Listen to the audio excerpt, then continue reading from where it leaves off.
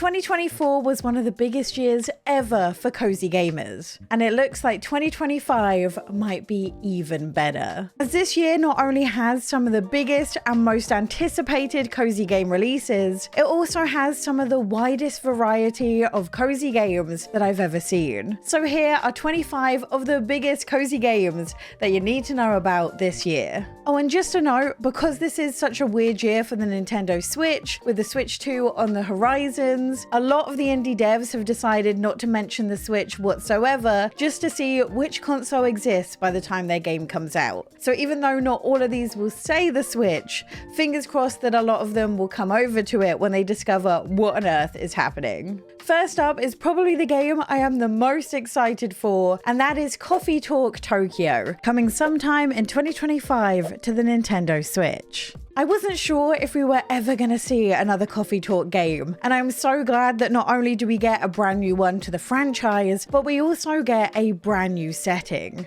as this is set in an alternative version of Tokyo. And although this has similar elements to all the other Coffee Talk games, this also has a brand new twist. Now, once again, you'll be behind the counter of your own very small coffee shop, serving both human and fantasy customers alike, and all of which are looking for a place to escape the sweltering Tokyo summer heat. But it's not just the location that changes in Coffee Talk Tokyo. So far we know that there's a new stencil mechanic for making coffees, some brand new characters to get to know, and a new social media network to contend with as well, to learn even more about each of the characters and their stories. But we've been promised there's even more twists and turns in this story than we've been led to believe. I'm honestly just so excited to see what's in store for us when this comes out, and hopefully we'll get a release date sometime soon. Next up, we have Hello Kitty Island Adventure coming out on January 30th. Now, if you've been looking for a game to fill the Animal Crossing sized hole in your heart,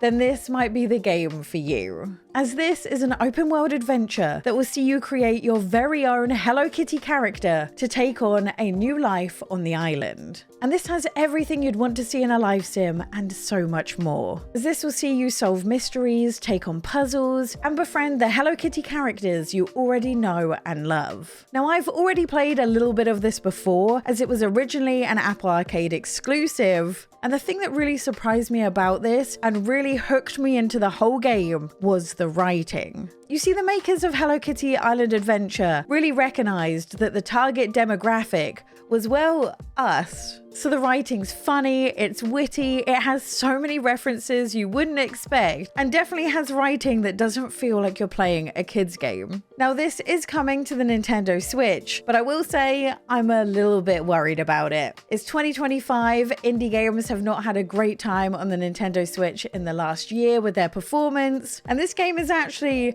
quite pricey. But thankfully, it's not long to wait to see if this is worth that price. Next up, we have Professor Layton and the New World of Steam, coming sometime in 2025. This is such a nostalgic series to me, and I've never been so excited to feel dumb. Professor Layton is one of the OG puzzle games, throwing at you every kind of puzzle you can imagine. But all of the puzzles kind of have a similar theme, and that was encouraging you to try and think outside of the box. But that's not all a Professor Layton game is. You see, alongside the puzzles is also a fantastic story. Now, Professor Layton and the New World of Steam shakes things up just a little bit, as not only do the graphics look like they've had a real upgrade since we last saw Professor Layton, the entire game will also take place in America rather than London. And we'll see Professor Layton reunite with Luke, who's now a well-established detective in the area. And with every puzzle the pair solves, the city will grow and change around you. Now, as this is a Professor Layton game, this is a Switch exclusive,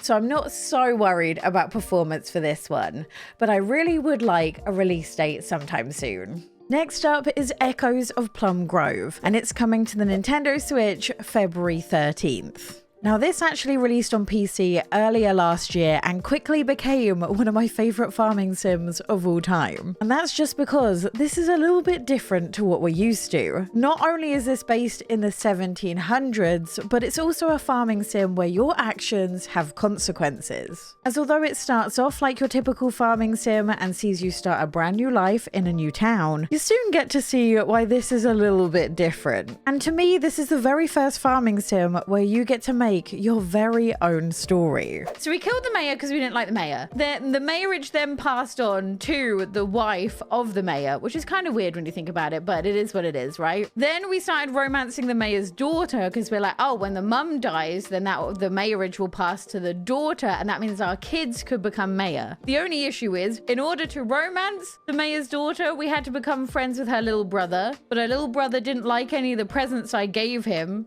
so we murdered him.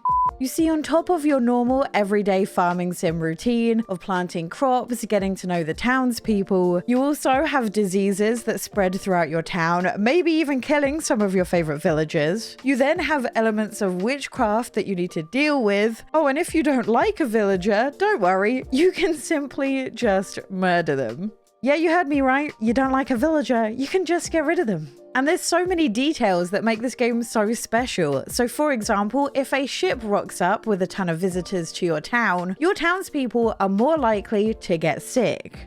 And if there happens to be a festival on, when there's sick townspeople, that disease will spread even quicker. And this fear that your character could get sick and die at any moment actually gives you a reason to engage in the relationship mechanic. You see, when your character dies, as long as you have a child, you'll be able to carry on the game as them. I love that you can make your gameplay as chill or as utterly chaotic as you want it to be. It's completely yours for the taking. Honestly, you just won't know what to expect with any of your playthroughs for Echo of Plumgrov, and that's what makes it so good. It doesn't feel like a normal farming sim. You can really make out your own character's story and a legacy for your family. And I really appreciate that the Nintendo Switch version is the same price as PC. Next up, we have Fantasy Life I, the Girl Who Steals Time, coming maybe in April 2025. I say maybe because this game's release date has changed a couple of times already, but honestly, I don't mind. I would rather this game be fantastic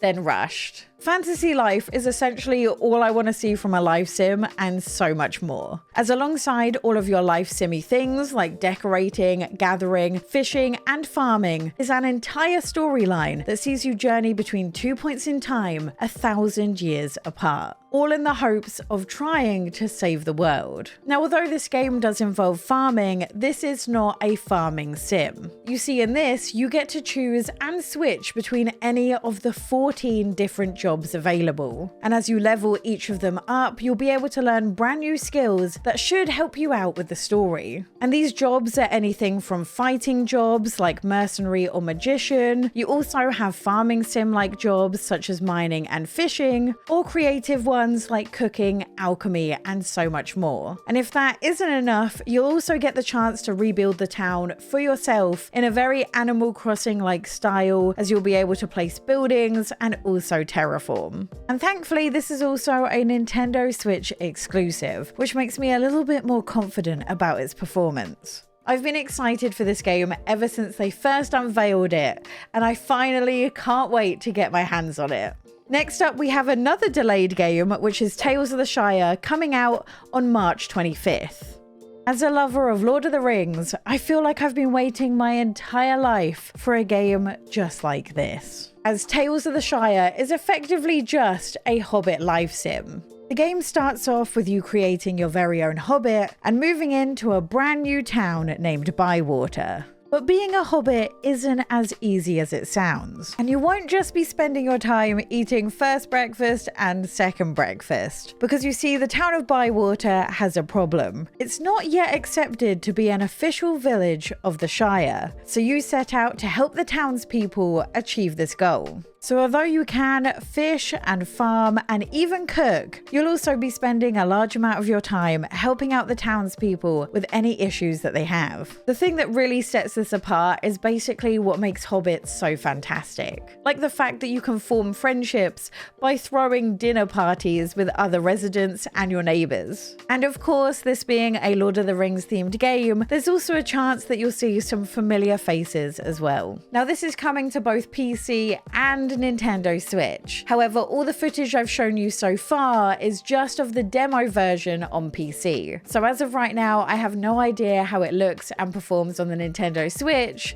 Fingers crossed that it's good though, because I am very excited for this game. Next up is Wish Upon a Llama, which is coming sometime in 2025. This is an animal-focused RPG that will be the perfect game for animal lovers. As in this, you are the town's rancher, taking care of not only llamas, but also animals like capybaras, pigs, sheep, frogs, and so much more. And as you'd expect, this is a game all about taking care of animals, and you can do this by petting them, playing fetch, making sure they're in the right environments that you build for them, and even walking them. This is effectively a farming sim just without any of the farming, as it has relationship mechanics and even a way to build up the town over time with your contributions as well. Next up is Tiny Bookshop. This is a narrative management game where you leave everything behind to set up a tiny bookshop by the sea. And this has such a satisfying gameplay loop. You begin your day by deciding which place you'd like to set up your tiny bookshop. It's then up to you to stock your bookshelves and open up to the public. But this is when the real fun starts. You see, the more you get to know your customers, the more you can figure out their tastes and what they like and dislike. And each day you get a little bit better at figuring out which books to put out and which books are popular.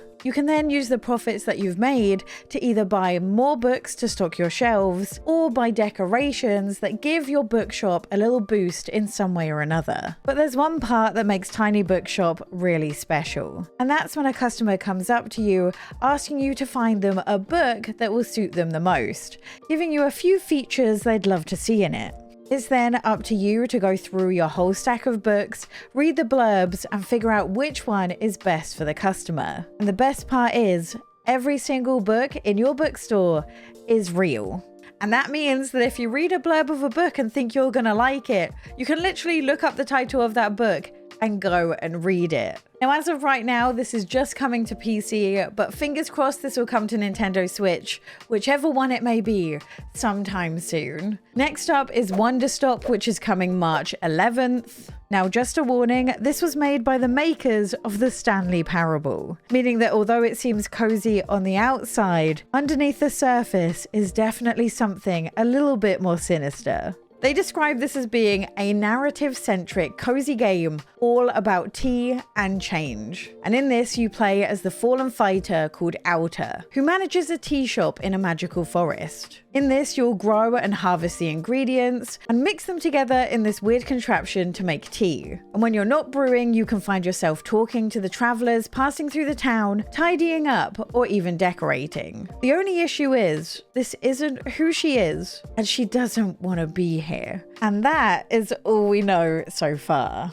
Now, this is coming to PC and PS5 first, but seeing as the Stanley Parable did make its way over to the Nintendo Switch, we can expect to hopefully see it sometime after. Next up is Fields of Mistra, which should be fully releasing sometime in late 2025. Now, even though I'm normally a little bit wary of playing early access games, as I often find I burn myself out on them before they even come out fully, Fields of Mistra has really been such a special cozy game, as it has that little bit extra to it that has made it stand out from so many other farming sim releases. And the thing that really makes this different is the story. Not just the overarching story of the town and its mysteries that you're trying to uncover, but also the story of the townspeople. This is one of the few farming sims where the town feels truly alive. Villagers have conversations all the time with each other that you can just listen in on. And the tasks that you get given to fix the town or upgrade it are never rested on your shoulders alone, as you're normally accompanied by other villagers who also offer to to pitch in alongside of you, meaning that you really start to feel part of the community. The thing I truly lived for in the early access was the weekly tavern nights. These take place every Friday, where the whole town gets together to play little games with one another. And through this, you get to learn so much about each of the characters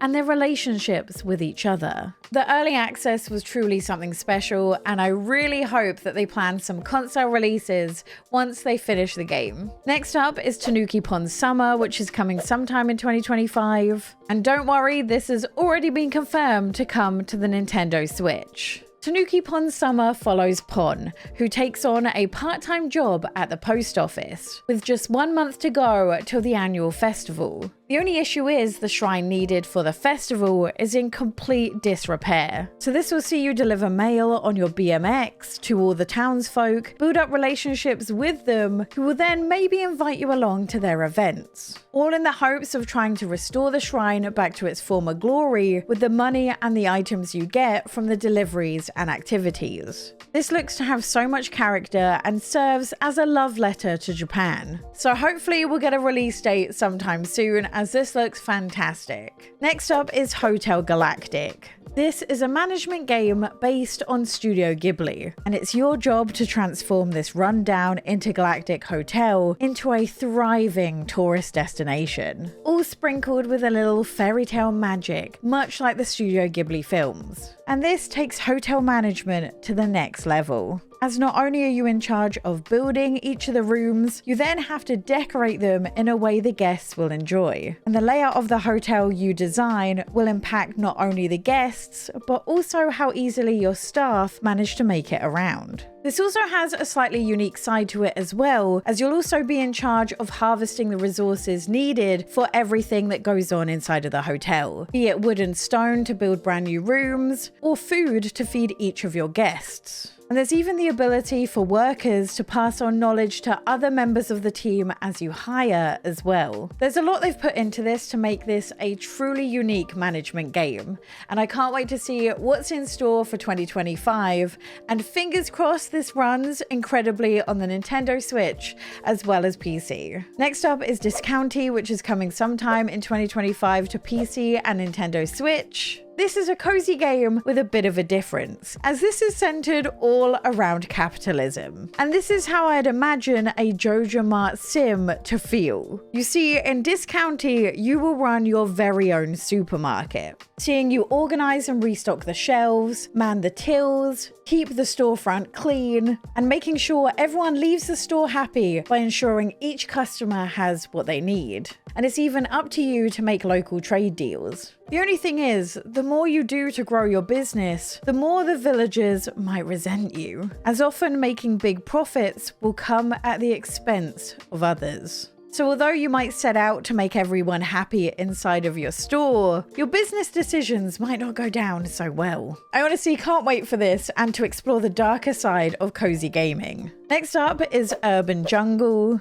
If you're a lover of unpacking and also a lover of plants, then this might be the game for you, as this is all about decorating through the use of plants, allowing you to transform apartments from concrete blocks to a green haven. And this will even see you tidy up as you decorate as well. So far, there's been no talks of which consoles this will be coming to, but it will be releasing soon on PC. Then we have Afterlove EP, which has just been announced to release on Feb 14th. And it's so bittersweet that they picked Valentine's Day for this game. This is a slice of life adventure set in modern Jakarta, and they describe this as being a visual novel blended with a narrative adventure with a little bit of rhythm game in there as well. And this will see you play as Rama, a young musician who's struggling to move on after the death of his girlfriend Sinta. But despite his bandmates' best efforts to help him, it's been over a year and he's still neglecting his mental health and his relationships, as he hasn't found a way to move forward. And that's all because he can still hear his girlfriend's voice in his head. And the game itself starts just 28 days until he has an important gig. And it's time for him to either crack on with his music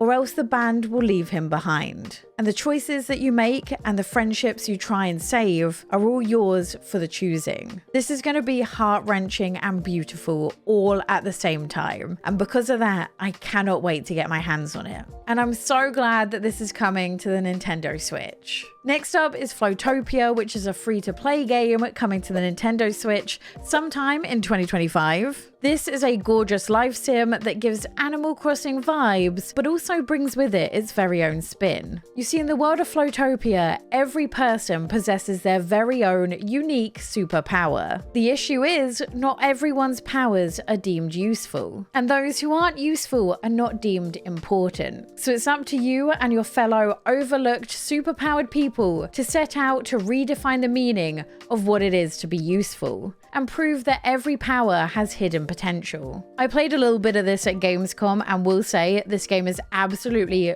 gorgeous. Now, I played a very early build, so there was a lot of things that needed improving, but this has a whole lot of potential. Obviously, being a free-to-play game though, the way they implement monetization will make or break this whole experience for me. I'm also a bit curious as to how a game that looks this good will actually run on the Nintendo Switch, but I guess we'll see sometime this year. Next up is Grimoire Groves, and that releases on March 6th on PC and Nintendo Switch. This is a magical, cozy dungeon crawler. The game starts you off having just moved into a forest called Grimoire Groves, which according to the legend should have been home to all sorts of magical creatures and plants, making it the perfect place to move to. But when you get there, you find that this isn't quite the case. There's only a few plants and barely any creatures, and there's not a single forest spirit to be seen. So it now becomes your job to investigate and try and restore it. I love this mix between farming sim mechanics but also dungeon crawl elements to try and go out and collect all of the things that you need.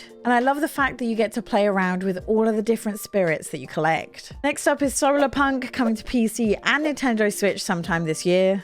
This is a cozy game with a bit of a difference, as it's actually a cozy survival game, which is beginning to be not as unique as it sounds. And in this, you'll be able to explore all the islands in your very own airship and find a space that you want to call home. The thing that impressed me the most when I've played the demo of this was the building mechanics, as not only was the crafting and the building a lot of fun and very easy, there was also an entire energy mechanic alongside it all, where you could craft technical gadgets to automate processes and then build things like solar panels and wind turbines to power each of them. A lot of what I've seen so far seems to be centered around the gathering, the building, and the crafting, but I'm also looking forward to seeing what there is to do outside of that as well. Now, this does say it's coming to the Switch, but I feel like it's going to be a Switch 2 game if we want to see it run somewhat decently, so I guess we have to wait and see what their official announcement is. Then we have Twoo Museum, which is coming March 4th.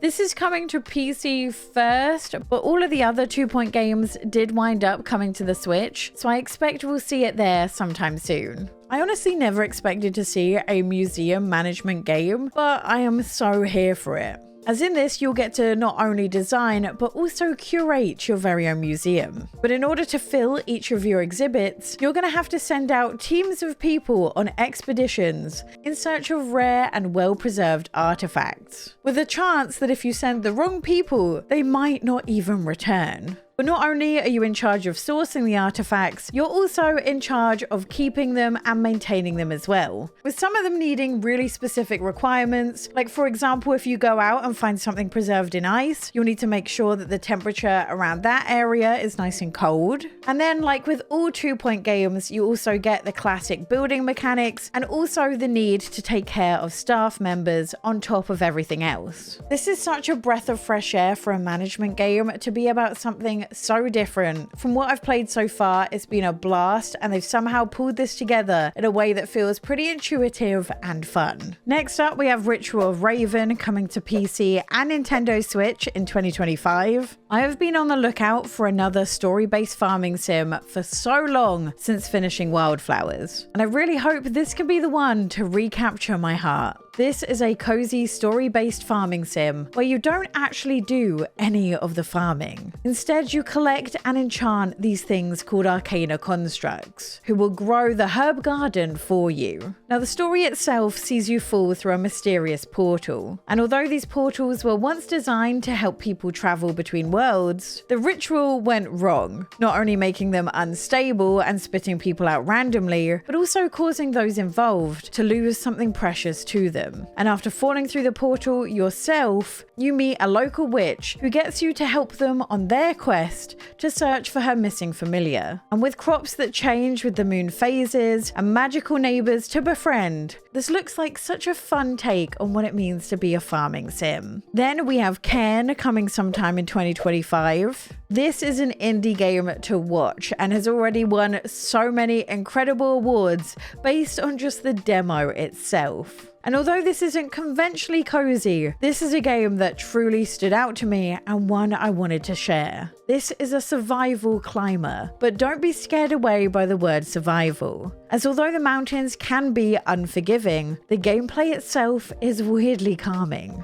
This will require you to study each of the rocks you climb and guide the placement of each limb methodically one by one, which is surprisingly intuitive. Now, there are a few things that make this a little bit more survivally, like your character can get tired, which is understandable since they're climbing a cliff. So you'll need to make sure you can get them in a position to rest every now and again. And you're also in charge of placing your rope as you go along in case you fall. I really hope they keep the demo up so you can figure out for yourself if this is a game you're going to enjoy, but I really think cozy gamers are going to love this one. Next is Split Fiction, coming March 6th, and this is made by the developers of It Takes Two. And what's cozier than a wonderful co-op game to enjoy together with loved ones and family? Now, do note there is no Switch date as of yet, but It Takes Two did eventually come to the Nintendo Switch, so I do feel like they'll be working on a Switch port at a later date. This follows the story of Mio and Zoe, both of which are writers with very different styles, with one writing fantasy and the other sci-fi. And after being hooked up to a machine designed to steal their ideas, they find themselves trapped in their own stories. And it's up to them to work together to try and break free with all of their memories intact. Then we have Rune Factory Guardians of Azuma coming out May 30th. Now, even though I haven't really played a single Rune Factory game, which is surprising given my love for farming sims and RPGs, this one really caught my eye and seems to be shaking up the classic Rune Factory mechanics. As instead of focusing on farming, this has a focus on dancing, with new abilities and new weapons. This takes place in a land called Azuma, a land that is still feeling the effects of an impact that not only crumbled the land, but also destroyed the village and the villagers' hopes with it. And it's up to you and your newly found dance powers to fight against the corruption spreading out throughout the land and bring hope and life back to Azuma. Not only does this have all of the friendship and romance mechanics of the previous Rune Factory games, you'll also be tasked to rebuild the village yourself, even allowing you to control where to place each of the buildings. I feel like this is a truly modern Rune Factory game. It looks absolutely incredible, and I hope the story is fantastic. I can't wait to get my hands on this. Now, the last two games on this list are ones with no release date whatsoever, but regardless, they're games I'm super excited for, and who knows, they could release this year. First up, we have Wylde Society. I really couldn't make this list without mentioning the newest announcement from the Wildflowers team. Now, once again, this is set in the town of Fairhaven, but this is a period drama. And this will see you take charge of running your very own boarding house, where it's your job to look after the guests who visit. But of course, this is a Wildflowers game, so there's also a little bit of magic. You see, you play as Vivian, a witch with a knack for contacting the spirits, meaning that it's not just your job to help out the living who stay in your home, but also the dead too. This seems to have so much of what I loved about wildflowers, whilst also giving us a little something new. And I love the idea of essentially Bridgerton, but with magic. The final game on my list is something that's going viral on Instagram and TikTok, and that is the Sledding Game. This is inspired by web fishing and is a cozy online multiplayer all about sledding, relaxing, and hanging out with friends. And it's made all the better by the absolutely adorable characters you can play as and customize. And don't worry if sledding gets boring, there's plenty of other things you can do as well, from hanging out and drinking hot chocolate, to snowman crafting, and even snowball fights. And everything is just made better by the fact that there's ragdoll physics. I mean, just look at the way the little frog flops. That's my pick of 25 cozy games that you'll want to wishlist this year. Let me know if I've missed anything you're looking forward to in the comments down below. And if you want to see my favorite cozy games of 2024, click this video here.